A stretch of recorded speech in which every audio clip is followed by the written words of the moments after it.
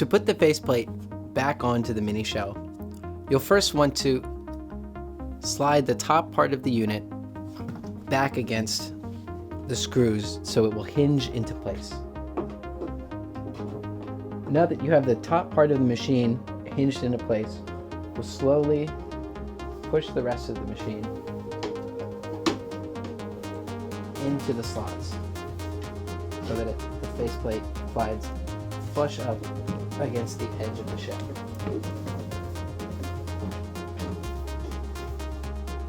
Once you have the faceplate in fully and flush with the shell, you use your key at the bottom of the machine to turn it and push up and in on the faceplate to get it to lock into place.